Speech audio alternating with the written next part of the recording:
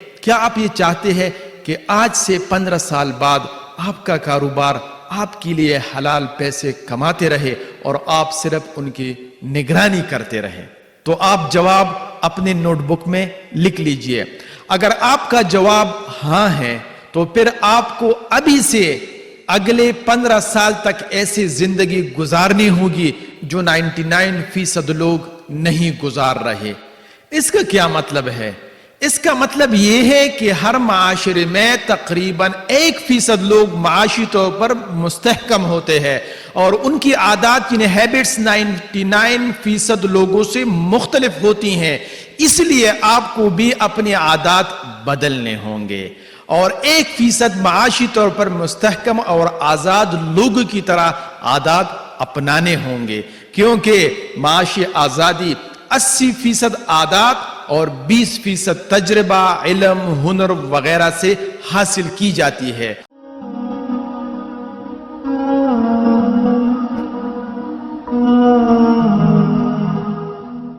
جو لوگ معاشی مسائل کے شکار ہوتے ہیں تو وہ ایک چیز حاصل کرنے کے لیے کسی دوسری چیز کی قربانی دیتے ہیں۔ مثال کے طور پر کئی بار ہمارا جی کرتا ہے کہ اپنے بچوں کی تعلیم و تربیت اچھے اداروں میں کرے، لیکن معاشی مسائل کی وجہ سے ایسا نہیں کر پاتے۔ ہمارا دل چاہتا ہے کہ اپنے والدین کا علاج اچھے ڈاکٹر سے کروائے، لیکن معاشی مسائل کی وجہ سے نہیں کر پاتے۔ ہمارے بہت خواہش ہوتی ہے کہ والدین اور بچوں کو کہیں سیر و تفریح کے لیے لے جائے، لیکن مالی تنگی کی وجہ سے نہیں کر پاتے، کیونکہ ذہن میں یہ بات ہوتی ہے کہ اگر اچھے ڈاکٹر سے علاج کرا لیا، بچوں کو معیاری تعلیم دلائی گئی یا انہیں سیر و تفریح کے لیے نادرن ایریاز لے گئے تو روزمرہ کے اخراجات کیسے پورے ہوں گے؟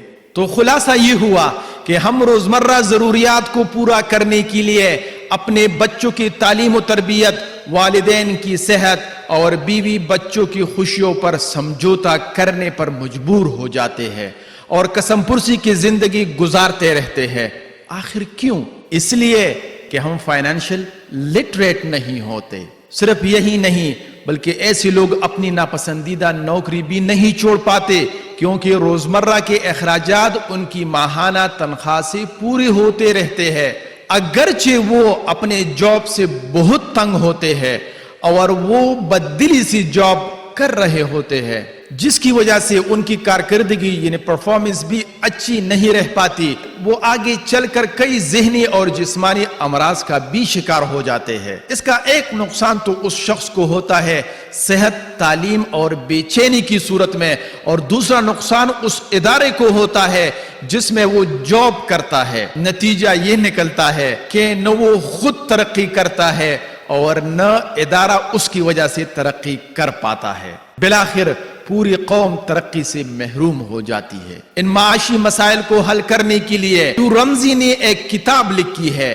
جس کا نام ہے the total money makeover. اس کتاب کے مصنف لکھتے ہیں کہ آپ ان معاشی مسائل کو نہ صرف حل کر سکتے ہیں بلکہ معاشی آزادی بھی حاصل کر سکتے ہیں۔ معاشی آزادی سے اس کا مطلب ہے کہ ایک طرف آپ نہ صرف اپنی روزمرہ ضروریات کو بآسانی پورا کر سکتے ہیں بلکہ دوسری طرف آپ کچھ عرصے بعد اگر خود کام پر چلنا چھوڑ بھی دیتے ہیں تب بھی آپ اچھی اور راحت بھری زندگی گزار سکتے ہیں۔ اب ذہن میں یہ بات آتی ہے کہ اگر ہم کام پر نہیں جاتے تو پیسہ کیسے آئے گا؟